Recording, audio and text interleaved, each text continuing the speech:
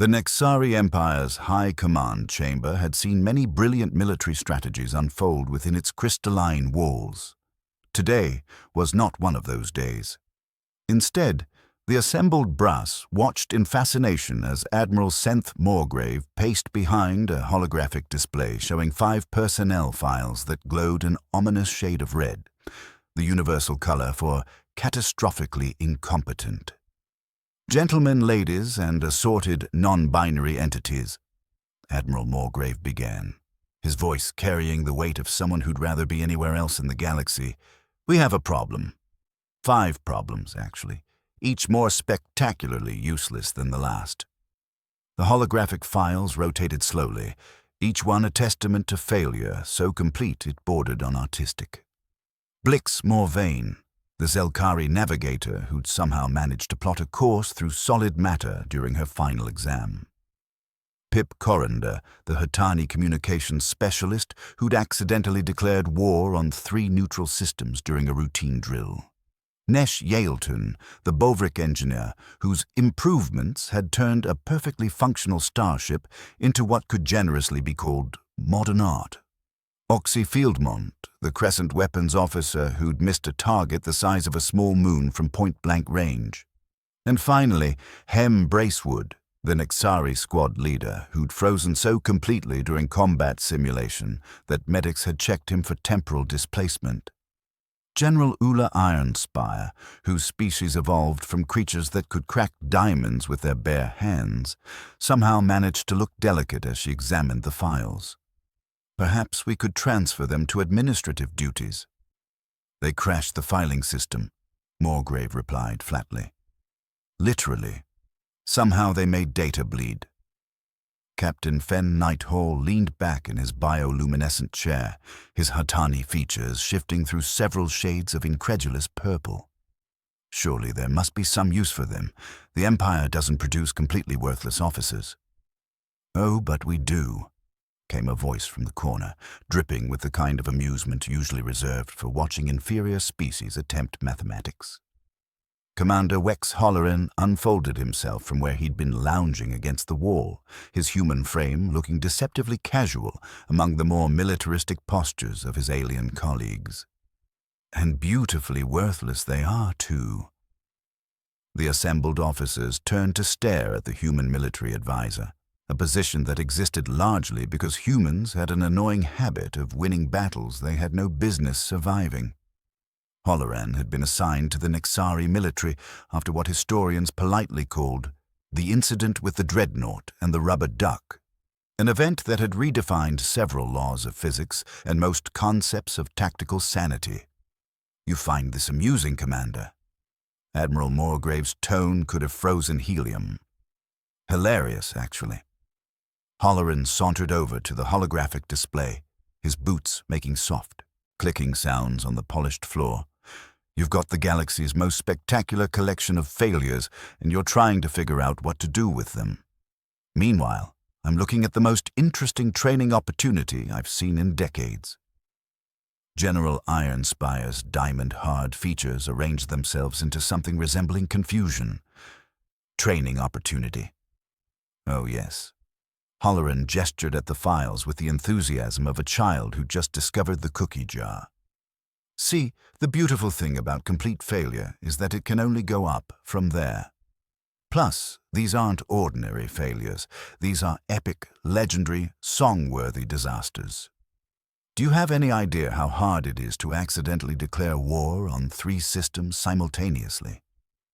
That takes talent. Captain Nighthall's bioluminescence flickered through skeptical orange. You're suggesting we actually invest more resources in these individuals? I'm suggesting something far more entertaining. Holleran's grin had the quality of someone who just thought of the perfect prank. There's that abandoned research station in the Crimson Nebula, the Korthak facility. Been sitting there for what, 50 years? Automated defenses still active, mysterious energy readings, possibly haunted, the usual stay away or die horribly sort of place. The room fell silent except for the gentle hum of life support systems and the sound of several military minds trying to process what the human was suggesting. Admiral Morgrave was the first to speak. "You want to send our 5 worst officers to infiltrate a facility that's killed every reconnaissance team we've sent. Not just infiltrate. Disable it completely. Think of it as advanced training." Holloran's expression was the picture of innocence, if innocence had learned advanced military tactics and developed a concerning fondness for explosions. They get real-world experience with high-stakes scenarios, and we get that annoying station dealt with. Win-win. "You mean suicide mission," General Ironspire corrected, though her tone suggested she was warming to the idea. "Suicide mission, challenging training exercise. Really, it's all about perspective." Holloran shrugged with the casual air of someone discussing the weather, rather than orchestrating what amounted to elaborate executions. "Besides, what's the worst that could happen? They fail spectacularly and die horribly, which solves your personnel problem, or, and hear me out, they somehow succeed through sheer dumb luck and become marginally useful officers. Either way, you win." Captain Nighthall's colors shifted to a thoughtful blue. "The human has a point. We've been trying to figure out what to do with the Korthak station for decades. If nothing else, this might provide valuable intelligence about its defenses." "Valuable intelligence about its defenses," Admiral Morgrave repeated slowly. "From the officers who couldn't successfully navigate a straight line or hit a stationary target." "Exactly." Holloran clapped his hands together with genuine delight. "They'll probably discover things about that station that competent officers would miss entirely, like how many different ways the security systems can malfunction or which corridors lead to sudden decompression. Very educational." The assembled officers exchanged glances that spoke volumes about their collective opinion of human logic. It was, by any reasonable standard, absolutely insane. It was also, by the same standards, probably the most cost-effective solution to both their personnel problem and the mysterious research station that had been a thorn in their side for half a century. Admiral Morgrave studied the holographic files one more time, watching as the red glow seemed to pulse with malevolent promise. 5 failures, 1 impossible mission, and a human who thought the combination was somehow amusing rather than tragic. "Very well, Commander Holloran. You'll accompany them as their training supervisor." The Admiral's smile had all the warmth of deep space. After all, someone should be there to document their final moments for the historical record. "Wouldn't miss it for the world," Holloran replied, his grin widening impossibly. "This is going to be the most fun I've had since that business with the asteroid and the mariachi band." As the meeting dispersed, the various officers filing out with expressions ranging from anticipation to morbid curiosity. None of them noticed the way Commander Holloran lingered by the holographic display. His fingers traced the air around the personnel files, and for just a moment his expression shifted from amused to calculating. 5 failures, 1 impossible mission, and a human who saw something in the wreckage that the most advanced military minds in the galaxy had missed entirely. The Cubs were about to discover that sometimes the most dangerous predator is the one that's learned to find opportunity in chaos. The transport vessel Inevitable Consequences, a name that Commander Holloran found either deeply prophetic or criminally honest, lurched through hyperspace with all the grace of a drunken elephant attempting ballet. This was partly due to the ship's aging hyperdrives, but mostly because navigator Blix Morvain had somehow managed to plot their course through what she cheerfully insisted was a scenic route, but which the ship's computer kept describing as mathematically impossible spatial coordinates. "So," Holloran said, strapping himself into the command chair with the careful movements of someone who'd learned not to trust alien engineering, "anyone want to explain why we're currently traveling through a region of space that technically doesn't exist?" Blix, whose Zelkari features were arranged in an expression of supreme confidence that would have been inspiring if it weren't so terrifying, gestured enthusiastically at her navigation console. The display showed what appeared to be a star chart drawn by someone having a seizure while riding a roller coaster. "I found a shortcut. Instead of going around the gravitic anomaly cluster, we're going through it. It should cut our travel time by at least 30%. Or tear us apart on a molecular level, added Nesh Yaleton helpfully, their bovric tentacles dancing over the engineering console with the kind of frantic energy usually associated with impending doom. The stress readings on the hull are, well, they're colorful. I didn't know our sensors could display that many different shades of red. Communications Officer Pip Coranda looked up from his station, his Hatani features cycling through apologetic shades of yellow. I tried to send a course correction to the navigation system, but I accidentally broadcast it to the Galactic weather network instead. So now, 17 systems think we're a storm front. Weapons Specialist Oxy Fieldmont, who was supposed to be monitoring their defensive systems, had somehow managed to target their own engines. Twice. The targeting computer is being temperamental, she announced, with the kind of cheerful optimism that made Holloran wonder if her species had evolved without the capacity for despair. But I'm sure it will work itself out. Squad leader Hem Bracewood, who should have been coordinating this circus of catastrophe, was instead staring at the mission briefing with the intensity of someone trying to decode ancient prophecies. He'd been frozen in that position for the past hour, occasionally making small whimpering sounds. Right, Holloran said, surveying his team with the expression of a man who'd bet everything on a hand of cards dealt by a compulsive liar. Let me see if I understand our current situation. We're traveling through space that doesn't exist, broadcasting weather reports to the galaxy, targeting our own ship, and our squad leader appears to have achieved a zen-like state of terror paralysis. That's a very negative way to put it, Blix said brightly. I prefer to think of it as creative problem-solving. The ship chose that moment to lurch violently to port, sending everyone scrambling for handholds. Alarms began blaring in 17 different languages, including 3 that the universal translator couldn't identify and one that sounded suspiciously like ancient Terran jazz. Nesh, Holloran called over the cacophony. Please tell me that sound doesn't mean what I think it means. The Bovric engineer's tentacles had gone completely still, which in their species was roughly equivalent to a human's face going pale. Well, the good news is that we're not going to be torn apart by gravitational forces. And the bad news? We're about to crash into the research station.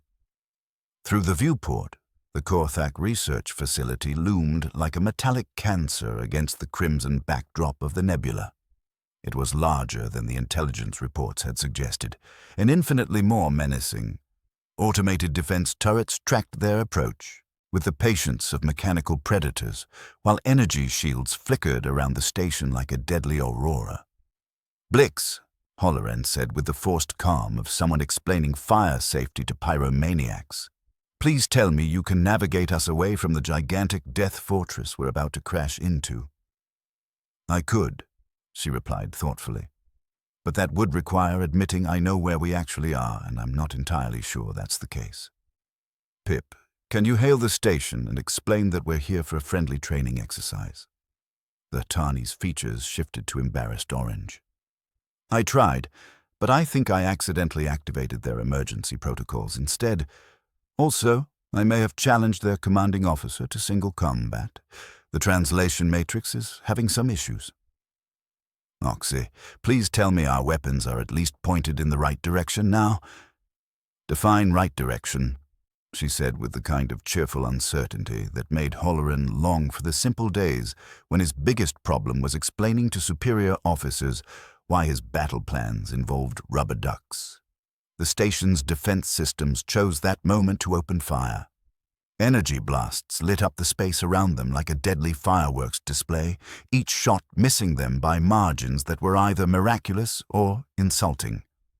They're terrible shots, Oxy observed with professional interest. I mean, we're a sitting duck flying in a completely predictable pattern, and they haven't hit us once. Maybe the station's been abandoned so long that the targeting systems have degraded, Nesh suggested, the tentacles working furiously to keep their ship's shields functioning. Or maybe they're toying with us. Or maybe, Holloran said, a slow grin spreading across his face, they're designed to repel competent attackers. The cubs stared at him with expressions ranging from confusion to dawning horror. "Think about it," he continued, his voice taking on the tone of someone explaining a particularly elegant mathematical proof. "What kind of defenses would you design for a secret research facility? You'd want systems that could stop military strikes, organized infiltration attempts, coordinated assaults. You'd program them to respond to logical, predictable, competent attacks." "But we're not competent," Hem whispered, finally speaking for the first time since they'd entered the nebula. "Exactly." Halloran clapped his hands together with delight. "We're so incompetent that we're completely outside the parameters of their defensive programming. They literally don't know how to deal with us." As if to prove his point, their ship, still piloted by Blix's creative interpretation of physics, managed to slip through a gap in the defense grid that no sane pilot would have attempted. They were flying at an angle that violated several laws of aerodynamics, broadcasting jazz music on military frequencies, and somehow projecting their targeting system's confusion onto the station's own sensors. The docking bay they crashed into wasn't the one they'd been aiming for. It wasn't even a docking bay in the traditional sense. According to the station's directory, it was actually a waste disposal unit. But it was large enough to hold their ship, and the emergency seals activated automatically, providing them with a breathable atmosphere. "Well," Halloran said, unstrapping himself from his chair and checking his equipment, "that went better than expected."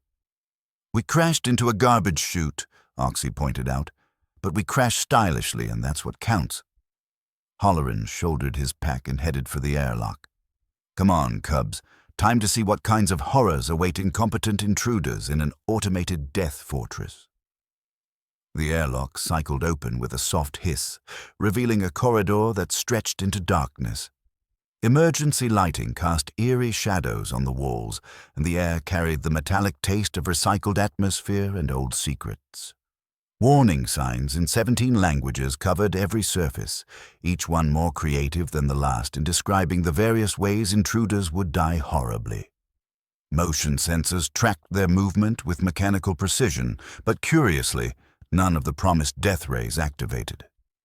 "This is actually kind of anticlimactic," Pip muttered, his translator still occasionally hiccuping and making him sound like he was speaking in rhyming couplets.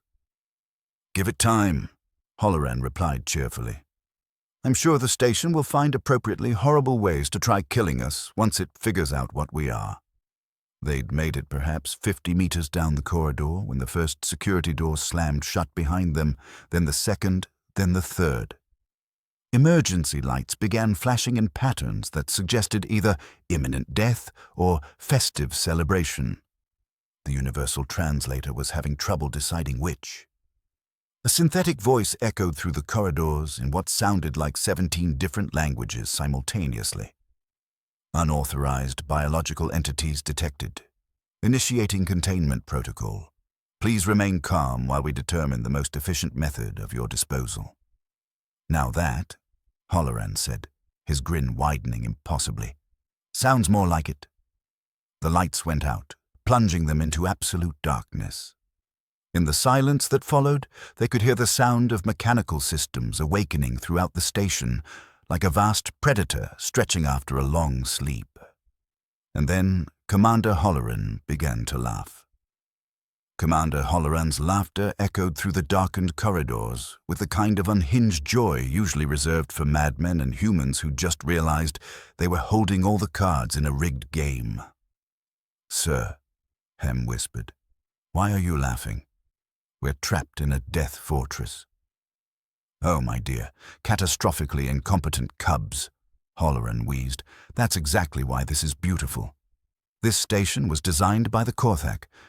Methodical, logical minds. Every system assumes intruders will behave rationally." The station's synthetic voice returned, sounding confused. "Error.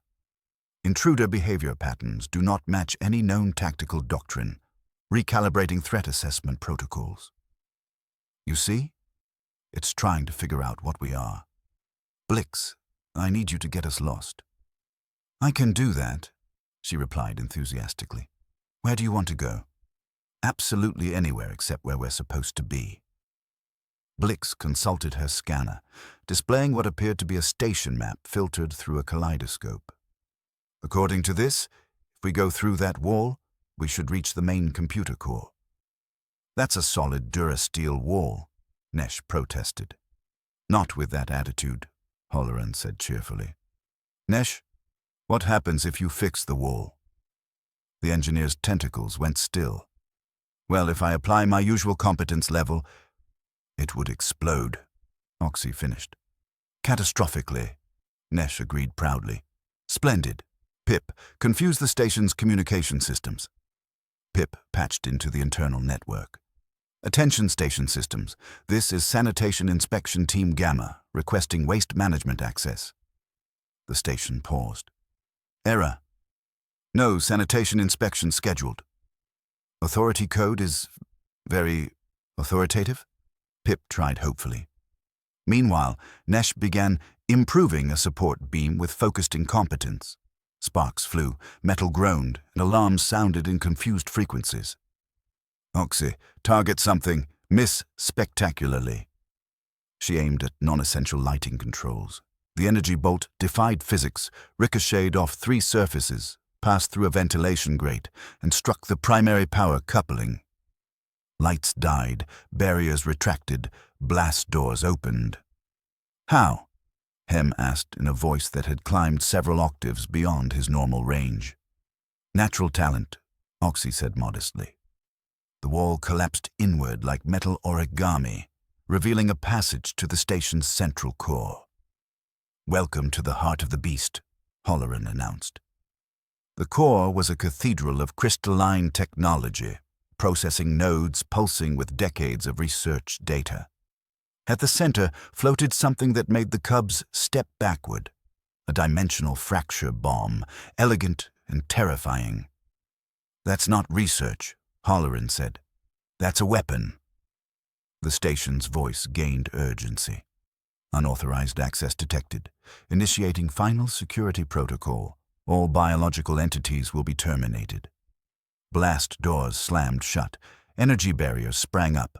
Defensive turrets emerged from hidden panels. Hem, I need you to fail to give an order. What? Don't coordinate our actions logically. Hem opened his mouth and produced a sound that was part whimper, part confusion, entirely unhelpful. Perfect. Without leadership, the Cubs did what came naturally. Blix navigated toward what she thought was the exit, but was actually the weapons control console. Pip tried communicating with the AI, accidentally triggering maintenance protocols. Nesh fixed the energy barriers, causing them to fluctuate, wildly. Oxy targeted the turrets and recalibrated their systems to track each other. The dimensional bomb's containment field destabilized. Time to leave, Halloran announced as alarms reached mechanical panic levels. The synthetic voice abandoned calm. Critical failure. Weapon containment compromised. Initiating self-destruct. All personnel evacuate immediately. I love it when a plan comes together, Halloran said. Running through corridors filled with warning lights and the sound of impending self-destruction, the Cubs understood something profound. They weren't failures, they were chaos incarnate, and chaos was the most powerful weapon in the galaxy. The escape from the Korthek research station was, by any reasonable standard, absolutely impossible, which made it exactly the sort of thing that the Cubs had become accidentally excellent at achieving. The station's self-destruct countdown echoed through collapsing corridors in 17 different languages, each one more creative than the last in describing the impending obliteration. Emergency lighting strobed in patterns that suggested the station's AI had achieved a state of mechanical hysteria, while gravity generators flickered between normal, inverted, and definitely not supposed to do that. "Follow me," Blix shouted, leading them through what her scanner insisted was a shortcut to the docking bay, but which appeared to be leading directly through the station's reactor core. "That's certain death," Nesh protested, their tentacles flailing as they tried to calculate the radiation exposure. "Only if you're thinking about it logically," Halloran replied, grabbing onto the Bavaric engineer as they plunged through a maintenance shaft that definitely wasn't designed for organic life forms. Stop thinking. The shaft deposited them in what the station directory cheerfully identified as Hazardous Waste Storage Bay 7, which was currently flooding with coolant from the overloading reactor systems. The Cubs found themselves waist-deep in glowing blue liquid that their universal translators helpfully identified as extremely toxic and probably carcinogenic. "This is fine," Oxy announced with the kind of determined optimism that had gotten her through weapons training despite an inability to hit stationary targets. "It's just glowing poison water. We've had worse." "When have we had worse?" Hem asked, his voice climbing several octaves as something that looked suspiciously like a security drone exploded in the distance. "Give it 5 minutes," Halloran said cheerfully, pulling himself onto a floating piece of debris that might once have been a storage container. "Pip, can you ask the station nicely to stop trying to kill us?" The Hattani was already working at his waterproofed comm unit, his features cycling through frustrated oranges and determined purples. "I'm trying to negotiate our surrender, but I think I accidentally challenged the station to a dance-off instead." The station's synthetic voice crackled through damaged speakers. "Challenge accepted, initiating rhythmic destruction protocols." The explosions that followed actually did seem to have a certain musical quality to them, like a percussion section composed entirely of antimatter charges and structural collapse. "That's actually helpful," Nesh observed, their engineering mind automatically cataloging the pattern of destruction. "It's destroying the station in sequence, which means we can surf the shock waves." Blix finished with the kind of insight that came from a complete misunderstanding of physics combined with supernatural luck. What happened next would be remembered in military academies as either the most brilliant tactical retreat in galactic history or the most spectacular series of accidents ever recorded. The Cubs rode the cascading explosions through the station's collapsing superstructure, using debris as makeshift vehicles and structural failures as improvised shortcuts. Oxy managed to accidentally target the right support beams to clear their path. Nesh fixed emergency bulkheads by causing them to fail in exactly the right sequence. Pip kept the station's AI confused by maintaining his surrender negotiations while simultaneously requesting technical support for their escape. And Hem, finally finding his voice in the chaos, coordinated their movements by shouting the wrong orders at exactly the right moments. The docking bay, or what remained of it, was a twisted maze of wreckage and escaping atmosphere. Their ship, the inevitable consequences, sat in the middle of the destruction like a patient metal whale waiting for its crew to stop playing in the exploding water. "Everyone grab onto something," Halloran shouted as the station's final detonation sequence began. "Preferably me." The Cubs didn't hesitate. Blix wrapped her arms around his waist, Pip grabbed his shoulders, Nesh's tentacles encircled his torso, Oxy clung to his back, and Hem attached himself to the growing pile of beings with the desperation of someone who'd finally learned to trust in organized chaos. The explosion that followed turned the research station into a brief new star in the Crimson Nebula. The shockwave caught their ship and flung it clear of the destruction with all the grace of a rock thrown by an angry giant. 3 days later, the inevitable consequences limped back to the Nexari fleet, its hull scarred, its systems barely functional, and its crew very much alive. Admiral Morgrave stood on the bridge of his flagship, staring at the incoming vessel with the expression of someone watching the dead return to life. "Sensors confirm it. They're all aboard. All 5 Cubs and the human." "Impossible," General Ironspire muttered, her diamond-hard features arranged in patterns of disbelief. "The Korthak station has been completely destroyed. Our long-range sensors show nothing but scattered debris. And yet there they are," Captain Nighthall observed, his bioluminescence cycling through colors that had no names in any known language. The comm system crackled to life, and Commander Halloran's cheerful voice filled the bridge. "Nexari Command, This is Training Mission Alpha, returning from a successful field exercise. The Korthak Research Facility has been permanently decommissioned, and I'm pleased to report that our cubs performed magnificently. The word cubs was pronounced with such obvious pride that several bridge officers exchanged glances of pure confusion. Request permission to dock, Halloran continued. Also, you might want to prepare the promotion paperwork. I have 5 new officers who've just redefined what it means to succeed through failure.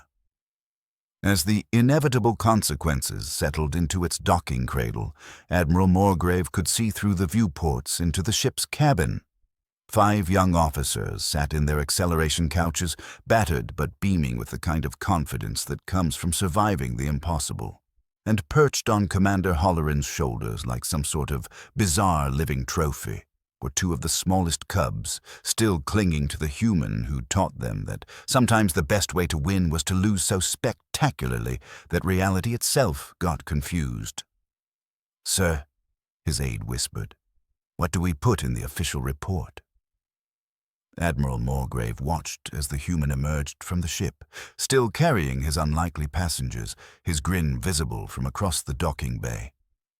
"Put down that 5 failures went into the Crimson Nebula," he said slowly, "and 5 heroes came back out." The galaxy would never quite understand how the worst officers in Nexari history had become some of its most effective chaos agents. But then again, understanding humans had never been the galaxy's strong suit. After all, who else would look at complete failure and see unlimited potential?